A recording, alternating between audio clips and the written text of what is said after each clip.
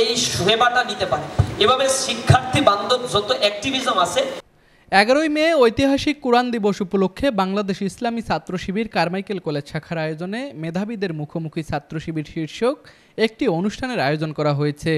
আজ বিকেলে Carmichael college ক্যাম্পাসে আয়োজিত এই অনুষ্ঠানে কারমাইকেল কলেজের শিক্ষার্থীরা ছাত্র শিবির নিয়ে বিভিন্ন ধরনের প্রশ্ন করলে তার উত্তর দেন শিবিরের দুই কেন্দ্রীয় নেতা। তারা এখান থেকে শিক্ষার্থী অবস্থা শেষ হওয়ার পর তাদের ক্যারিয়ার নিয়ে আসলে বাংলাদেশ ইসলামী ছাত্র শিবির কি ভাবে বা কি পরিকল্পনা করে। কারণ লেখাপড়া শেষ করে তার আসলে কিছু করার থাকে না যদি প্রিভিয়াস রেজাল্টগুলো তার ভালো না থাকে।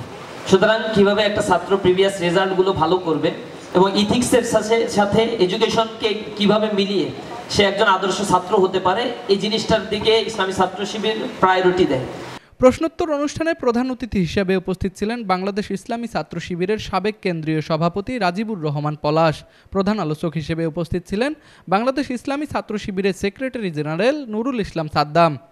অনুষ্ঠানে অন্যান্যদের মধ্যে আরও উপস্থিত ছিলেন বাংলাদেশ ইসলামী ছাত্র শিবিরের কেন্দ্রীয় নেতৃবৃন্দ, কারমাইকেল কলেজ শাখা ও রংপুর মহানগর শাখার নেতৃবৃন্দ, সদস্যবৃন্দ সহ শিক্ষার্থীরা।